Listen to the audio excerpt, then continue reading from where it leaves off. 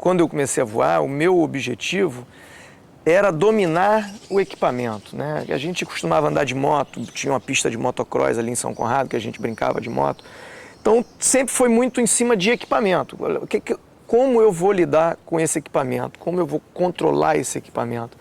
Então, desde o princípio, vamos dizer assim, a primeira fase que eu passei no voo, eu acho que é uma fase geral de todo mundo daquela geração, porque ninguém conhecia o voo livre como ele, no conceito que ele é hoje, entendeu? Voos de térmica, voos de distância, isso não existia. O voo era decolar e pousar. E no meio desse percurso você dominar o teu equipamento, fazer curva para um lado, fazer curva para o outro, entendeu? Então, no fim das contas, eu sempre fui uma pessoa muito preocupada em ter essa qualidade de domínio do equipamento. Então, pensava as decolagens, o que eu estava fazendo na decolagem para que a decolagem fosse sempre perfeita, com o mínimo de esforço, com o máximo de eficiência, quer dizer, perdendo o mínimo de altura, deixando a rampa. No pouso, sempre, durante anos e anos, eu subia para voar, botava uma toalha na praia para servir como um alvo, para poder vir fazer aquela coisa de precisão. E o domínio do equipamento em si, quer dizer, eu vou fazer curva para a direita, esquerda, wingover, uma série de manobras, né? Eu acho que esse é o primeiro fator, né? Eu comecei a voar numa fase que não existia paraquedas de emergência, não existia variômetro, nem mesmo a regra de você ser obrigado a voar de capacete, isso também não existia. Então, quer dizer, eu cresci dentro do esporte, ao mesmo tempo que o esporte evoluiu e incorporou tudo isso novo, né? E a própria técnica de voar também foi aprimorada, quer dizer, o conceito de voo, de você buscar fazer permanência, de você buscar, em São Conrado, você fazer voos na época, fazia voo de lift, né, no morro. Depois é que veio o voo de térmica. Então, quer dizer, foi todo vamos dizer assim, uma evolução natural, né? Sem você ter o domínio do equipamento, você não vai ter como extrair dele o melhor na frente, num segundo estágio. Quer dizer, para mim não foi uma coisa pensada, porque quando eu comecei a voar, a gente não tinha a expectativa de que a evolução do esporte seria a que aconteceu. Mas era dentro da visão de um garoto de 14 anos. Porra, eu quero dominar esse treco aqui.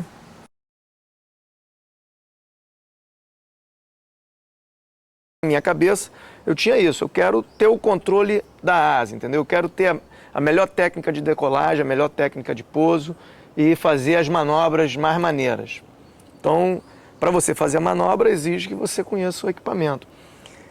O que eu, fazendo um contraponto para o tempo de hoje, quando a pessoa começa a voar, ela já começa com a visão do cross-country, o que ela vai conseguir de distância, o que ela vai conseguir de velocidade, com esse tipo de equipamento que a gente já voa hoje em dia. Então, mudou o foco de relação, quer dizer, ela está mais preocupada com o resultado final do que com o domínio inicial do equipamento. Eu acho que, nesse ponto, eu acredito que aquela pessoa que, de repente, se condicionar a conhecer o equipamento numa primeira fase, ter um domínio dele, conhecer as reações que ele pode ter em determinadas circunstâncias e tudo mais, na segunda fase, ela vai ter mais facilidade em relação a outras, entendeu? Porque como é que você vai se posicionar numa térmica, como você vai pilotar sua asa numa térmica melhor se você não tem o domínio da tua asa, entendeu? Não é só aquela coisa de, porra, eu tô na térmica, como é que eu... Porra, eu sei que eu posso empurrar até aqui, sei que eu tenho que numa outra voar mais acelerado, numa outra voar mais inclinado. Como eu controlo a minha asa nesse sentido? Isso aí vai refletir no resultado que você vai obter. Na época que eu comecei a voar também, outra situação que mudou muito, a gente não tinha variômetro, né? Então, em termos de equipamento, né, de auxílio, quando a gente começou a voar térmica, era tudo no sentimento, entendeu? Só no feeling. Só no feeling. Então, é óbvio que, porra, você, para conseguir subir, vou falar para você, quando eu vim para o Cristo aqui a primeira vez, eu vim sem variômetro, uma asa de pano simples, né? Então, é óbvio que quando você incorpora o equipamento, cara, isso vai te dar um salto de qualidade, entendeu? Agora, para quem está começando, já começa com o equipamento, ele tem uma certa dependência do funcionamento daquele equipamento. Então, faz parte, eu não estou aqui fazendo nenhuma apologia à pré-história, entendeu? Acho que a evolução, tudo que aconteceu é válido, contribui e só soma para todo mundo. Mas que certas preocupações, o cara que está começando tem que ter. Eu acho que a primeira de todas, independente de qualquer coisa, é conhecer o equipamento, saber quais são as consequências que determinado tipo de manobra pode acarretar.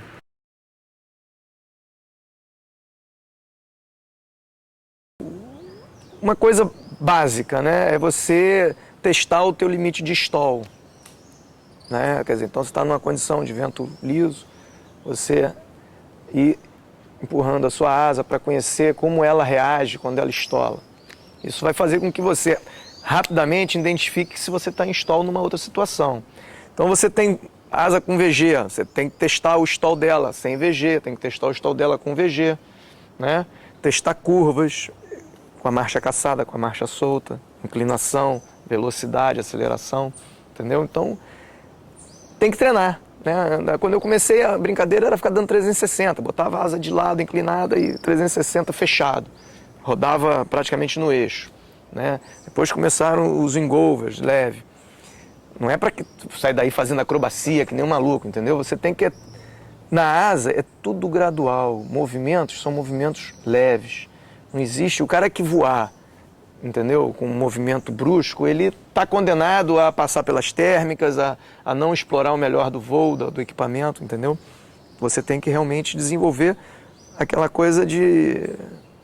Ó, praticamente não se mexe. Você vê o Carlinhos voando, cara, ele vira, você fala, pô, virou como, né? Virou, foi o olho, foi a cabeça, entendeu? Não se mexe, está lá. O movimento acaba sendo integrado com... Entendeu? Quer dizer, o controle da asa acaba sendo integrado com o movimento que a asa faz.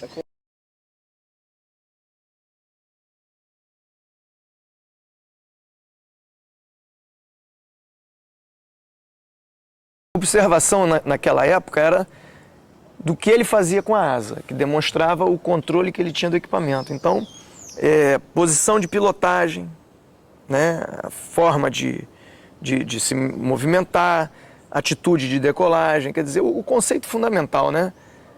Uma boa decolagem, um bom pouso, é a garantia de que você fez um bom voo, tá certo? Então, se você fizer a transposição para a época de hoje, que a gente tem, porra, voo de cross country, qual é o sentido de você fazer um voo de 500 km, pousar e se quebrar todo no pouso?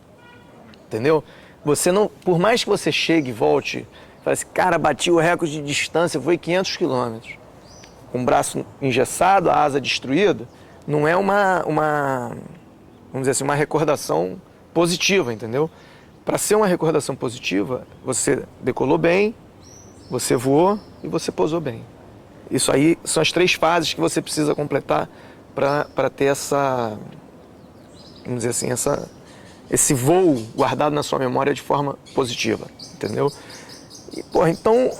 Você se espelha em quê? Eu me espelhava no Paul como ele decolava pra caramba, entendeu? Um cara que, porra, tinha suavidade, que a gente vê muito, até hoje em dia a gente vê muita gente decolando com uma certa adrenalina, entendeu? Quer dizer, cara, você não pode entrar no voo, quer dizer, você vai sair do seu ambiente que você domina, que é o chão que você está pisando, para ir para um ambiente que é um ambiente, de certa forma, estranho.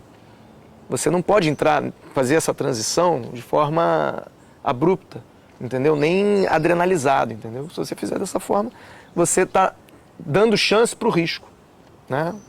Então você tem que entrar nesse novo ambiente, cara, da forma mais suave possível, da forma mais harmoniosa possível, para que você tenha o controle do que está sendo feito.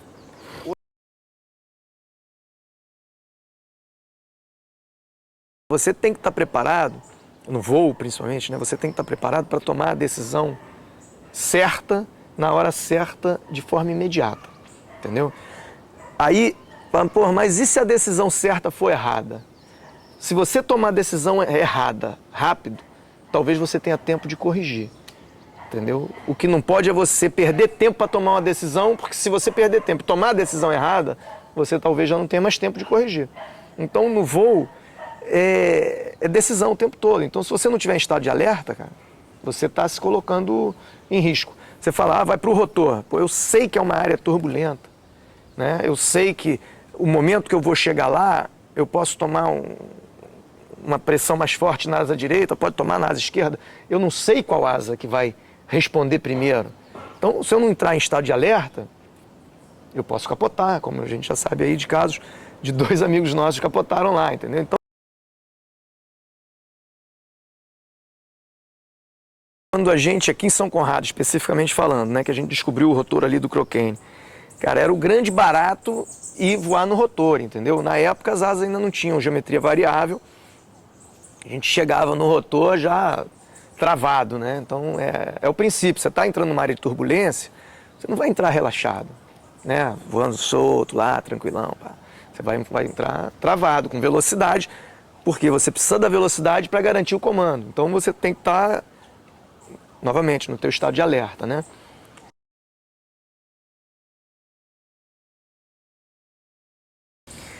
Eu diria assim, a asa estando dentro do padrão de certificação, ela não é que ela seja impossível dela capotar, mas você está numa situação com o seu equipamento da melhor forma, né, que você poderia ter em termos de performance e segurança, tá certo? Eu capotei, não foi por rotor, eu capotei por uma questão de regulagem mesmo. A asa estava com um setup muito agressivo, quer dizer, eu não poderia ter voado na condição, ou melhor, não poderia ter colocado a asa numa condição que eu coloquei, de muita velocidade, entendeu? Com aquele setup que eu estava, eu poderia voar com ela num nível de média velocidade para alta, mas não de alta para altíssima, entendeu? Porque eu não tinha recuperação para alta velocidade. Deu o resultado que deu. Já no rotor, em térmicas de rotor, turbulência, independe. Você pode estar numa situação que você está com a tua asa toda ela standard, padrão, e capotar, porque, porra, você é um ser estranho no ar, cara. Tem que ter essa consciência. Então, eventualmente você entrou numa situação de voo que a turbulência pegou você numa determinada situação, você estava um pouquinho aliviado numa hora que você devia estar mais acelerado, seja o que for, e a asa virou. Isso acontece.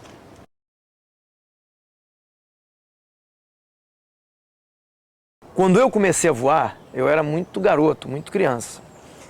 Eu não tinha como ir voar toda hora que eu queria, porque, porra, 14 anos eu não dirigia. Então você simulava. Então a fissura com o voo era tanta que, porra, eu não podia voar, ficava lá dentro da piscina fingindo que estava voando, entendeu? E fazendo os movimentos que seriam os movimentos de controle da asa. Eu acho que isso me ajudou a fazer o movimento suave, entendeu? A você buscar sempre ter a suavidade do comando. Quer dizer, não adianta você voar agarrado no trapézio, pousar cheio de calo na mão, cheio de bolha, porque não é isso que vai te dar segurança no voo, não é isso que vai fazer você extrair o melhor rendimento da sua asa. Ao contrário, na verdade, o melhor rendimento da sua asa você vai ter quando você conseguir segurar ela de forma bem suave, entendeu? E eu acho que isso aí foi uma coisa que me ajudou. E fora isso é voar. Eu acho o melhor exercício para o voo livre é voar. Porque você pode estar na academia, pode correr, pode fazer qualquer tipo de malhação. Se você ficar pendurado lá 5 horas voando, você vai estar todo dolorido, entendeu? Então, significa que você tem que estar voando para o teu corpo estar adaptado àquela circunstância. Está pendurado, você tem, né, os pontos onde você está preso. Enfim, é isso aí que vai te garantir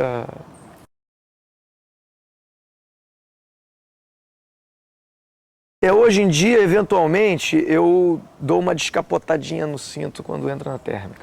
Quer dizer, quando você entra na térmica é que você está bem, né? Tô na térmica já, encatado, aquela coisa assim. Dá uma levantadinha no peito, assim, só para ficar... Isso relaxa o quê? O pescoço, o braço? Isso te dá uma... relaxa geral, relaxa o pescoço, o braço. Você fica, né, um pouquinho mais alto, assim. Porque no voo de competição você voa, né, um braço mais fechado possível, o mais perto da barra possível, entendeu? O mais alinhado, né, em termos de deitado possível. E quando você entra na térmica, se você ficar assim, você acaba ficando numa posição meio de cabeça para baixo, né? E aí isso é meio cansativo, embora no momento de dificuldade, que a térmica está falhada, que está difícil, é uma posição que você tem mais, pelo menos eu tenho mais sensibilidade. Então, eu só dou essa relaxada quando eu sinto que a situação está melhor.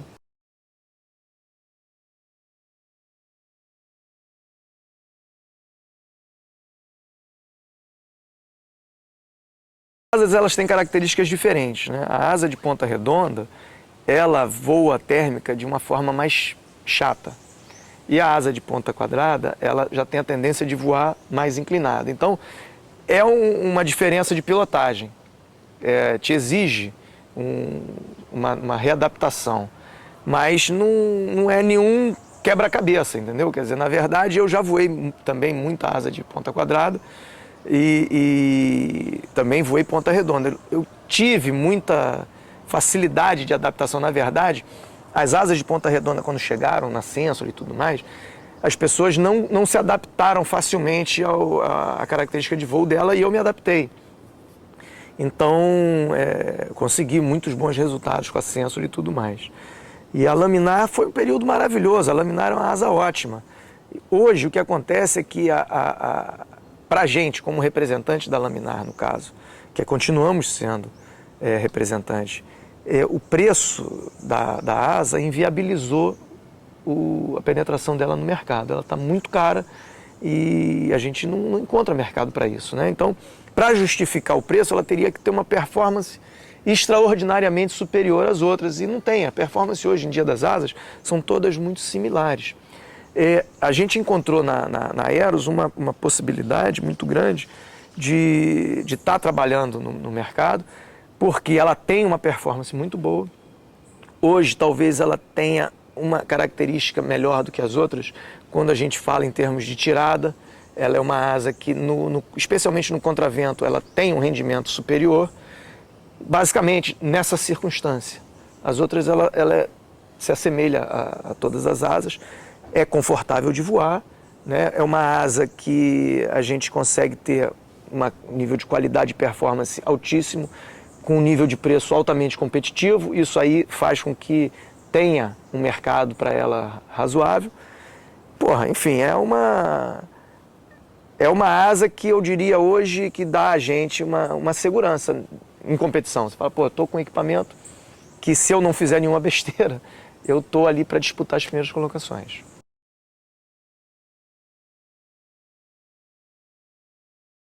Na verdade, essa teoria é parte de coisas assim que você ouve, que você lê, que você experimentou, né, vivenciou.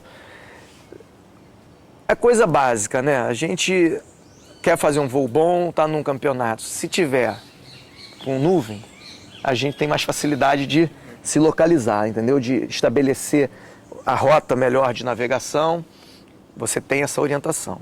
Se você não tem nuvem, você já está realmente numa situação mais delicada, porque a influência do chão sobre a térmica, ela vai até um determinado ponto, entendeu? Quer dizer, se você estiver voando num nível de altura tal, você não adianta se referenciar pelo chão. Quer dizer, estou voando, vou dar um exemplo assim, que seria o elementar, né? Lugar plano, flat, Brasília. Estou voando a 3.000 metros de altura.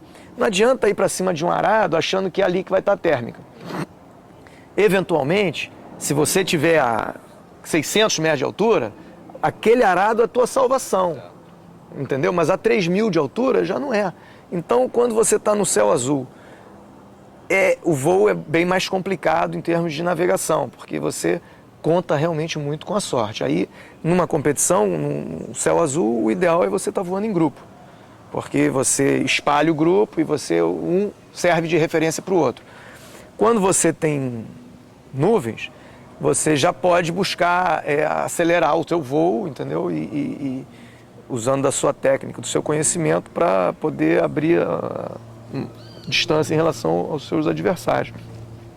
Mas, basicamente, o que você tem de referência para você localizar a térmica, né? É relevo, nuvem e o sol. São os 3 pontos, né? E o vento também, né? Se você está em área de montanha, você também tem que se basear também pelo vento.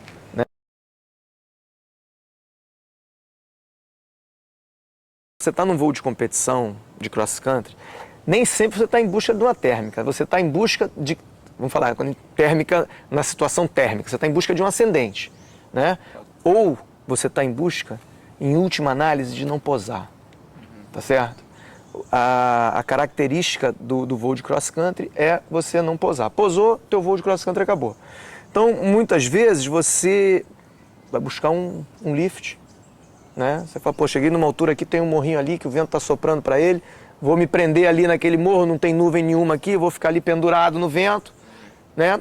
Relaxa um pouquinho, vê como é que vai ser, e vai tentando ganhar uma altura nesse vento ali naquele morro, e ao redor daquela área, que é uma área de, vamos dizer assim, de suporte, você tem aquele lift ali, então aquilo ali é uma garantia para você de que, porra, enquanto ele tiver aquele ventinho, você não posa, não é isso? E eu ganho uma altura aqui e uso o raio de ação em volta para buscar uma térmica que eu possa realmente, então, descolar e continuar o meu voo de cross country. Ou você, através do seu equipamento, você busca, você faz a avaliação de que você está numa área que é uma área propícia de térmica, mas a térmica não está ali, mas o teu equipamento está te mostrando que você ali está voando num zero, que a gente fala, né? Estou voando num zerinho ali, eu não estou ganhando, mas não estou perdendo, então vou ficar por ali também. Por que eu vou sair de uma área que eu estou voando no zero para ir para uma área que eu estou perdendo mais, estou com menos 2 de planeio, entendeu? De afundamento. Então vou ficar no zero, porque estou ali no zero, eventualmente a térmica vai sair, é uma área propícia, entendeu? Já aconteceu comigo isso várias vezes, de porra, chegar numa região, você fala, estou no zerinho aqui, e é aqui que eu vou ficar, e você vê as pessoas passando e ninguém vai ficando para baixo, acham que você está subindo, você não subiu nada, mas você também não caiu, entendeu? E você ficou ali naquele zerinho, de repente a térmica saiu, você pegou e continuou teu voo.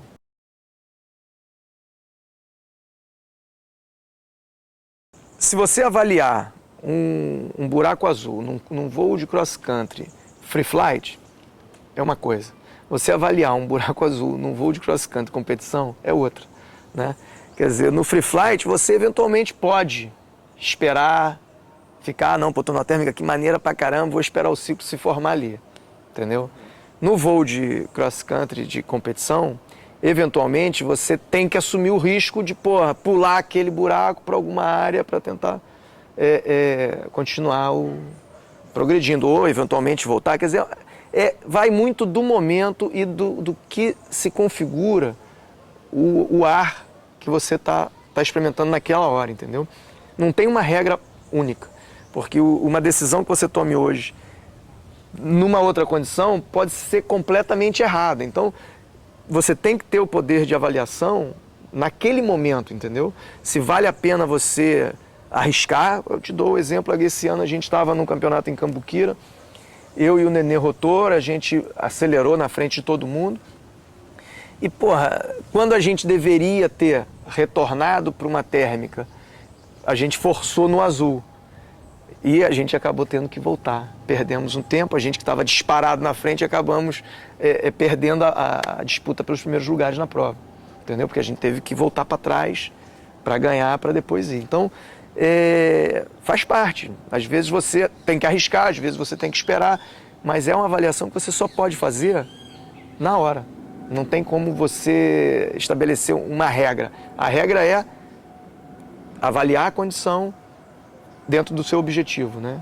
E o que você extrai daquilo ali de positivo para você, se é possível fazer. Ah, não é possível, eu vou ficar aqui. Deixa os outros tentarem.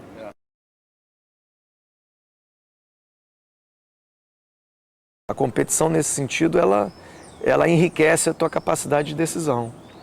O que não quer dizer que, porra, se você não competir, você não vai ter. O que pode acontecer, e invariavelmente acontece, o piloto que não é de competição, ele é mais lento do que o piloto de competição. Entendeu? Não é que ele seja um pior piloto. Ele é um excelente piloto, mas ele é mais lento. Porque o piloto de competição, ele tem esse hábito de força tirada, arrisca, tira baixo, entendeu? Você tem momentos que na competição, se você esperar chegar no topo da nuvem, tu perdeu o campeonato. Então você tem que correr baixo mesmo. E contar que ali na frente você vai conseguir recuperar, digamos assim, essa defasagem que você ficou em altura. A regra número 1 do voo é térmica. Subir. Se você sobe rápido, você tem mais chance de andar rápido, entendeu? Então, isso aí é um diferencial. O piloto que sobe rápido, ele já tem, vamos dizer assim, alguns passos na frente do que sobe devagar.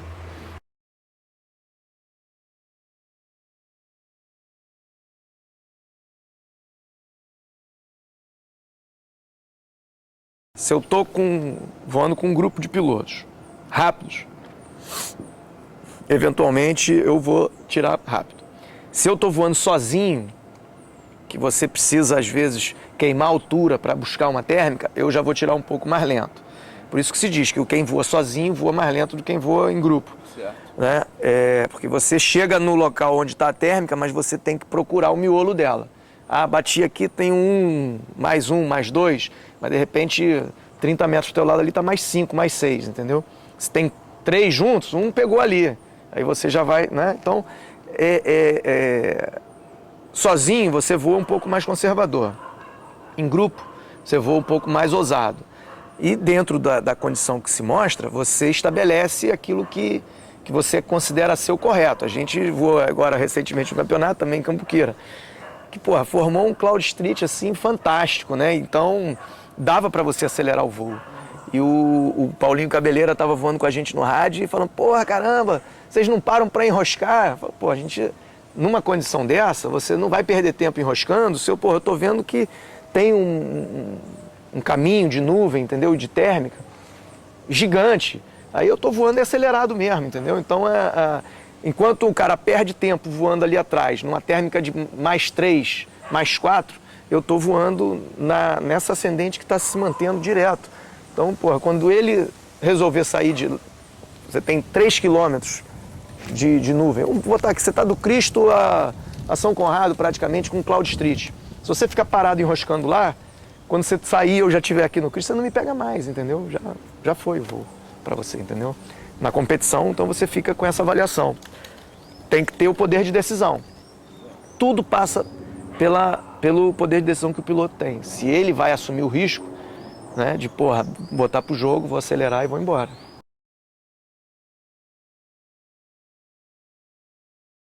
Você tem que saber qual é o limite do teu equipamento. Se você, na altura que você está, você alcança chegar lá com o teu equipamento, entendeu? E você treina isso no olho, né? Você tem que treinar o teu olho para identificar isso. Porque com a chegada do GPS, por exemplo, você faz uma tirada final pro gol, em Brasília, cara, já aconteceu muitas vezes você chegar, o GPS está dizendo para você que você chega.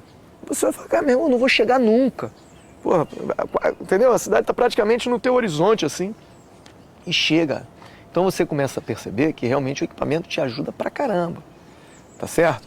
Mas para você ter uma técnica apurada, quando eu falei em relação ao variômetro, você vai sentir a sensibilidade em você. Eu já fiz voo em Brasília que o meu variômetro bichou no gap e, porra, eu fui o segundo dia chegando em Brasília, entendeu? Sem variômetro, o voo inteiro, num lugar plano.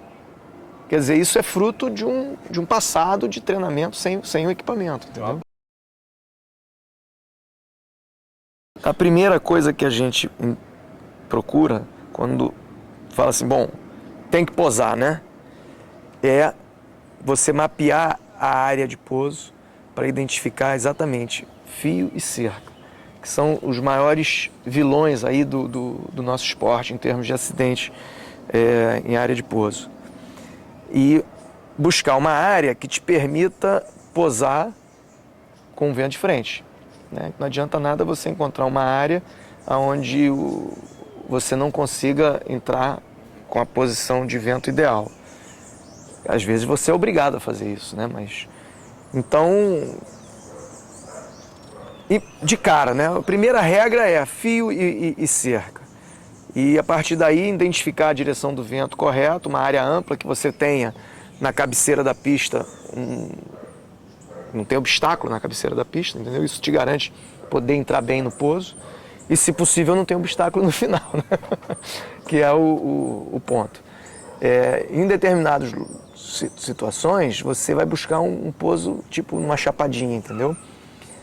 Que eventualmente no interior, um morrinho com pouca inclinação, e capim baixo, Pode ser o melhor. é eventualmente a melhor opção de pouso, entendeu? Do que você posar no plano, que às vezes você tem depressões que você não consegue identificar, você tem pedra, você entendeu? O que eu procuro observar quando tem a possibilidade, você está mais alto, é a questão de fumaça, né? Você está mais alto, porra, você tem opção ainda de estar fazendo curva para se posicionar melhor. Se houver algum tipo de indicação de fumaça, aquilo ali para você já é um adianto. Hoje em dia, com esses equipamentos, eventualmente você consegue, fazendo as pernas todas do vento, perceber qual a velocidade que você está maior em relação ao chão. Então, por exemplo, se eu estou indo para lá numa velocidade maior em relação ao chão do que eu venho para cá, mais provavelmente eu vindo para cá eu estou com o vento de frente. Então já vou buscar esse tipo de posicionamento também. E quando tem também a parte de árvore, né? Coqueiros são bons algumas, né? São muito boas para te orientar como coqueiro, que ele fica penteado na direção do vento, se o vento for forte. Quer dizer, quando o vento é forte também, por outro lado, né? Fica fácil. Fica fácil. Eu acho que o maior problema do pouso no interior é quando você tem leve brisa de cauda, entendeu? Brasília, lá embaixo, ou Valadares, onde você quando você tem vento, pouco vento, às vezes fica difícil você identificar. E dependendo do relevo onde você está posando, pouco vento para posar com vento de cauda é ruim, entendeu? Porque quando o vento é forte, invariavelmente, você posa com o vento de frente.